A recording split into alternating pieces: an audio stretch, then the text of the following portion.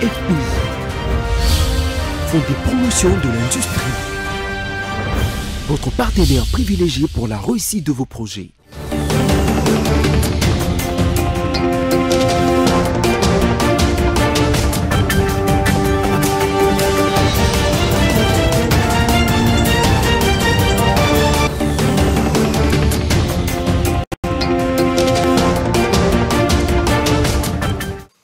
Le plaisir est pour moi de vous retrouver ce soir pour vous informer. Mesdames et messieurs, voici les sommaires de ce journal. Depuis Paris, où il participe à la conférence internationale sur la paix dans la région des Grands Lacs, le président congolais Félix Tshisekedi a soumis 3 requêtes majeures aux représentants à cette conférence à suivre dans ce journal. Le soutien aux institutions de la République, les Wazalendo, structure informelle de l'UDPS, ont organisé une marche spontanée pour témoigner leur soutien au maire AI de la ville de Lubumbashi à l'hôtel de ville. Plus de détails sur tout à l'heure. Le CGD Dar es Salaam, capitale de la Tanzanie, a été le théâtre d'affrontements entre la police et la population qui continue à manifester suite aux élections contestées. Voilà tout pour les sommaires. Débutons ce journal avec cette actualité. Plusieurs pays africains s'unissent ce jeudi au ministère français des Affaires étrangères à Paris à l'occasion de la conférence des soutiens à la paix et à la prospérité dans la région des Grands Lacs. L'événement placé sous la présidence du chef de l'État congolais, Félix Tshisekedi. Cette rencontre aborde les crises régionales, les violations territoriales et surtout la catastrophe humanitaire provoquée par les guerres d'agression dont la plupart prennent racine au Rwanda. S'agissant de l'accès humanitaire, je veux aussi annoncer ici qu'à l'issue de nos échanges, et pardon de vous avoir fait un peu attendre, nous avons acté, d'œuvrer dans les prochaines semaines, à la réouverture de l'aéroport de Goma pour des vols humanitaires de jour, de petit gabarit, compte tenu des contraintes logistiques. Ces accès sont indispensables, ils seront faits dans le respect de la souveraineté congolaise, afin que les premiers vols humanitaires puissent reprendre sans délai. Et ils seront également complétés par des corridors humanitaires et des accès humanitaires, par exemple aussi ceux venant depuis le Burundi. C'est un signal concret, attendu, nécessaire pour les populations.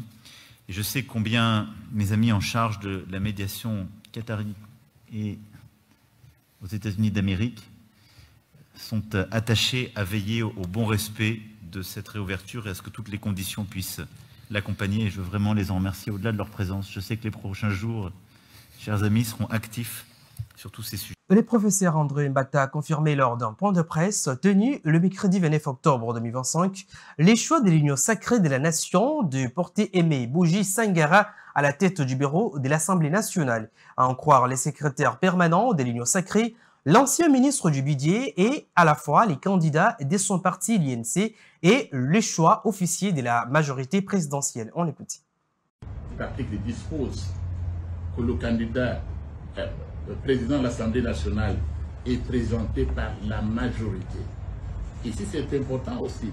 C'est-à-dire qu'il y a une concertation au niveau et de l'opposition et de la majorité au niveau de l'Assemblée nationale. Il y a eu ce dialogue là dont certains parlent. Il a déjà eu lieu au niveau de l'Assemblée nationale. Nous nous sommes entendus, majorité opposition, que le poste de président, ce poste revient à la majorité. Comme le poste de rapporteur adjoint, il revient à l'opposition. Donc, comme majorité, nous devrions nous organiser à l'interne.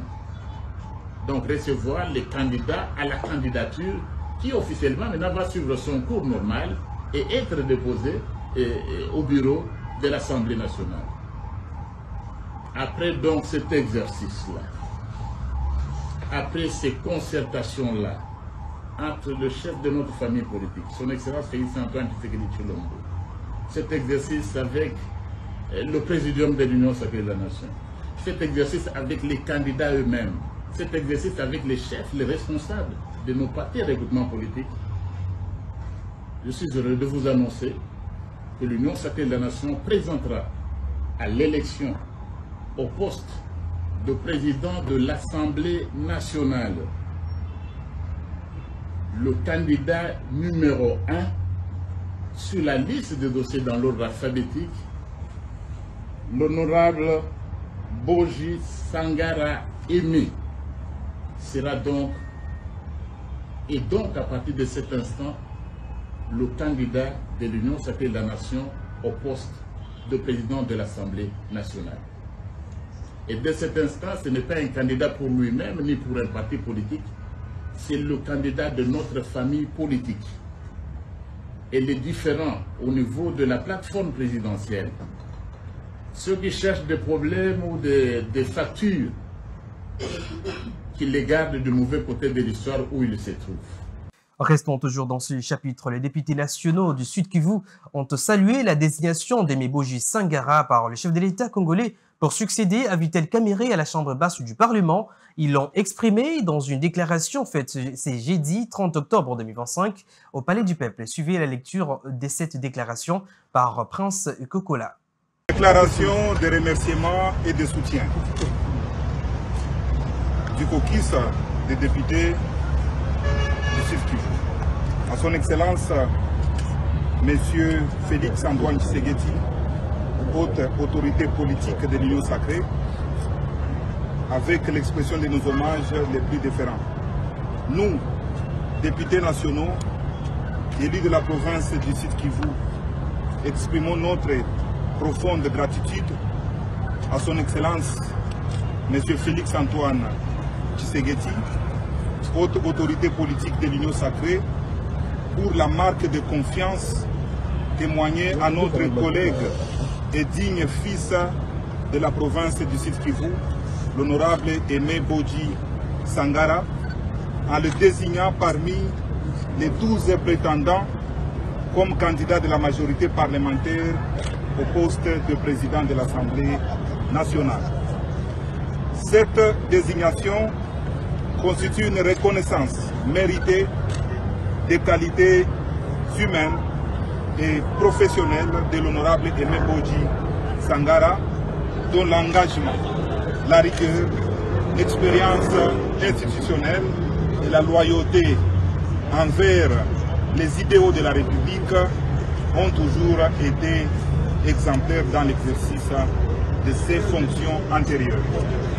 En cette circonstance, nous réaffirmons notre attachement aux valeurs portées par l'Union sacrée de la Nation et renouvelons notre soutien indéfectible à son Excellence, Monsieur le Président de la République, son Excellence Félix Antoine Tshisekedi Tshilombo, haute autorité politique de l'Union sacrée de la Nation, pour son leadership éclairé et sa capacité à fédérer les forces politiques autour d'une vision commune de servir la République démocratique du Congo.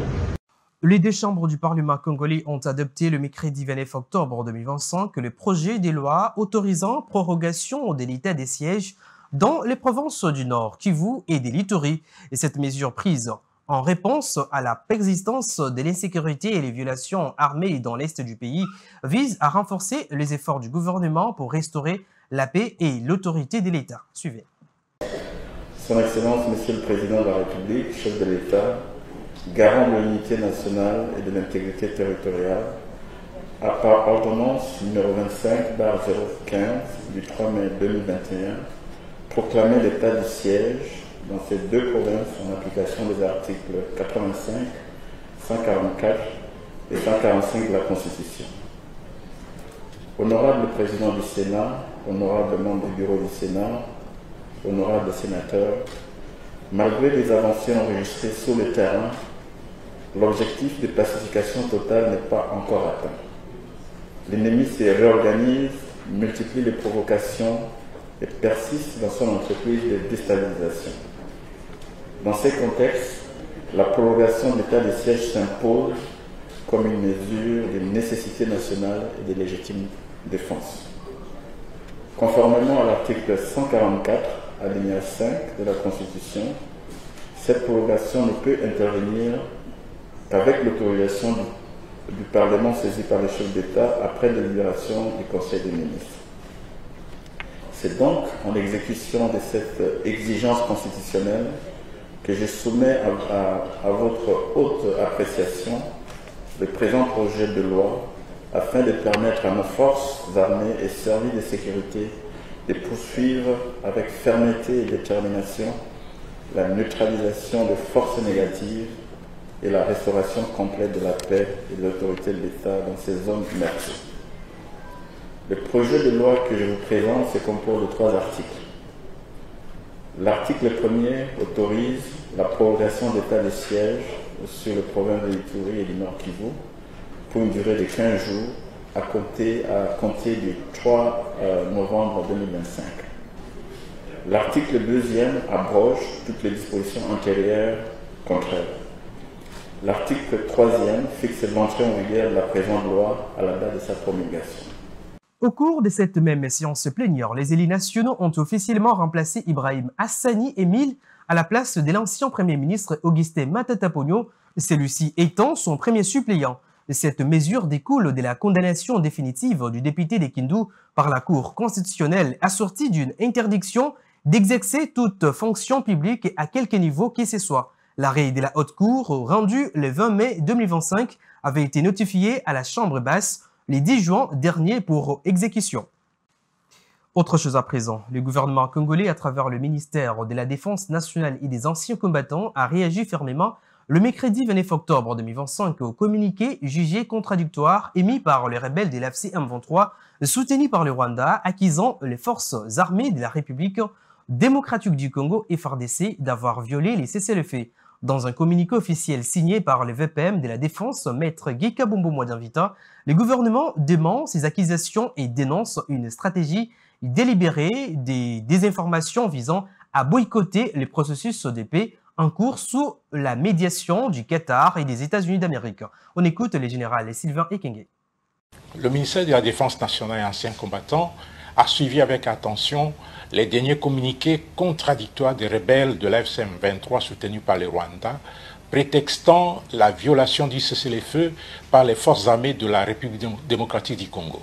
Ces communiqués traduisent leur intention manifeste de saboter les processus de Washington et de Doha, comme ils en ont l'habitude. À ce sujet, le ministère de la Défense nationale tient à porter à la connaissance de l'opinion nationale et internationale les précisions suivantes. 1. La République démocratique du Congo continue à subir l'agression de la part de son voisin le Rwanda sous les couverts de l'AFC M23 en dépit des processus de paix en cours et de la main tendue de son Excellence Monsieur le Président de la République, chef de l'État, commandant suprême des forces armées de la République démocratique du Congo. 2. Contrairement aux allégations contenues dans leur communiqué, il s'observe un renforcement des dispositifs de la coalition rebelle, tant en hommes qu'en matériel provenant du Rwanda, ainsi que des attaques répétées des positions des forces loyalistes. 3. Dans les zones occupées, les populations subissent des atrocités et des graves violations des droits humains. Ces dernières sont utilisées comme boucliers humains par l'agresseur. 4. Le gouvernement de la République a le devoir sacré de protéger la population et ne peut en aucun cas la soumettre à une quelconque souffrance de plus. Sa préoccupation majeure demeure le rétablissement de l'intégrité de son territoire. 5. Les forces armées de la République démocratique du Congo restent mobilisées, disciplinées et engagées pour défendre l'intégrité territoriale, protéger la population et restaurer la paix dans toutes les zones occupées. 6. Enfin, le ministère de la Défense nationale appelle la population à rester calme et vigilante et à faire confiance à son armée. Le ministre congolais des droits humains, Samuel Mbemba Kabouya, a interpellé la communauté internationale sur la situation dramatique que traverse la République démocratique du Congo lors de la réunion du comité exécutif du Centre Nord-Sud du Conseil de l'Europe tenue le mercredi 29 octobre 2025 à Lisbonne, au Portugal. Devant ses homologues européens, il a affirmé que la neutralité ne protège pas les victimes et encourage l'agresseur, appelant à la reconnaissance du génocide commis sur les sols congolais. Participant à la réunion du comité exécutif du Centre Nord-Sud du Conseil de l'Europe, la parole a été accordée au ministre congolais des droits humains Samuel Mbemba Kabouya. de présenter la République démocratique du Congo et ses ambitions au sein du Centre Nord-Sud qui a pour objectif de favoriser le multilatéralisme, notamment sur les questions des droits humains, des démocraties et des développements durables. Le ministre a centré son allocution sur le multilatéralisme rénové, fondé sur le respect de la vie et de la dignité humaine. Déjà, il a déploré l'agression de la République démocratique du Congo par les Rwandais, laquelle agression a déjà occasionné 10 millions de morts et 10 millions de victimes survivantes. Je demande au Conseil de l'Europe de reconnaître les génocides commis en RDC. Votre silence sur les génocides est compris par le Rwanda comme un acte d'encouragement. Lors du dîner que nous avons eu hier autour de la table, l'un des représentants des États ou l'un des membres du comité exécutif a dit que la neutralité ne protège pas les victimes. Au contraire, elle encourage l'agresseur. Touchés par l'appel du ministre des Droits humains, les membres du comité exécutif ont décidé à l'unanimité d'observer un moment de silence en mémoire des victimes de l'Est de la RDC. Notons que le ministre Samuel Mbemba a également souligné les avancées réalisées par la RDC dans les domaines des droits de l'homme sous la vision du président de la République, laquelle vision est mise en œuvre par la première ministre Judith Suminwa Tuluka. Marche du Wazalendo ce jeudi 30 octobre 2025 dans le Haut-Katanga pour soutenir les institutions de la République. Patrice Kafwimbi, maire Haï de la ville de Lubumbashi, a réceptionné leurs mémos tout en les encourageant à soutenir le président de la République Félix Tshisekedi et à promouvoir la paix. Suivez. Les Wazalendo de l'UDPS Lubumbashi ont investi ce matin plusieurs artères de la capitale cuprifère avant de converger vers le parking de la mairie de Lubumbashi avec en but adresser un message de soutien au maire Haï de la ville de Lubumbashi, Patrick Kafwimbi.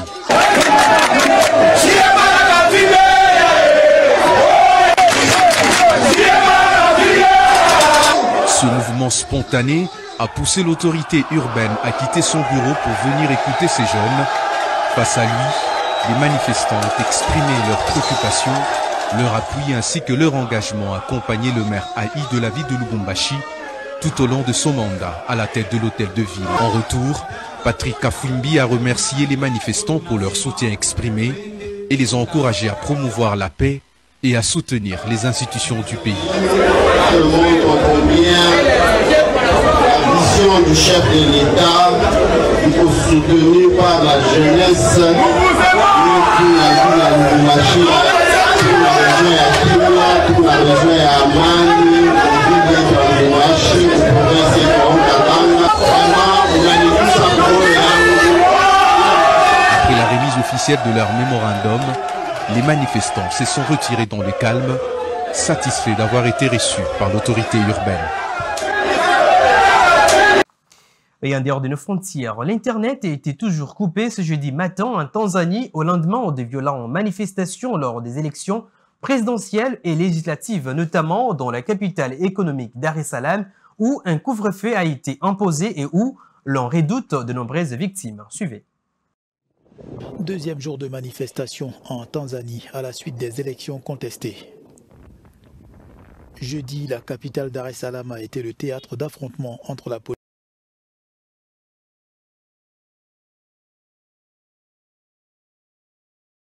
et les prestataires.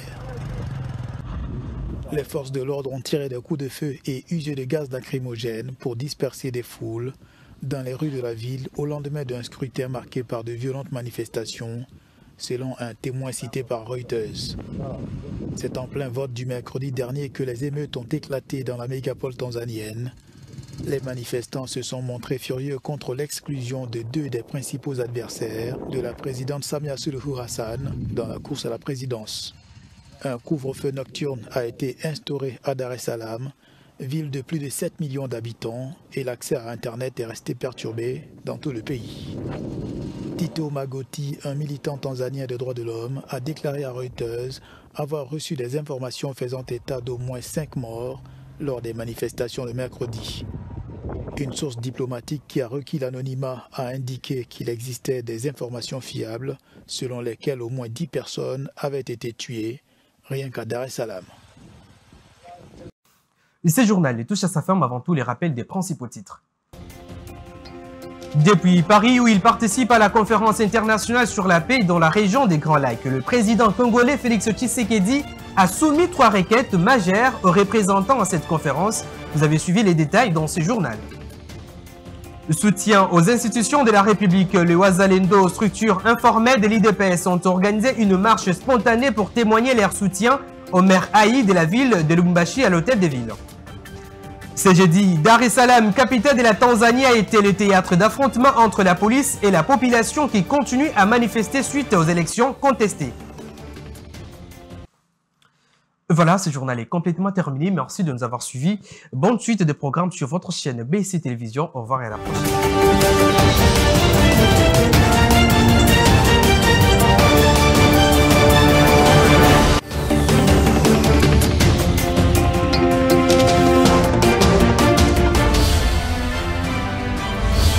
Ce journal vous est offert par le FPI, Fonds de promotion de l'industrie, votre partenaire privilégié pour la réussite de vos projets.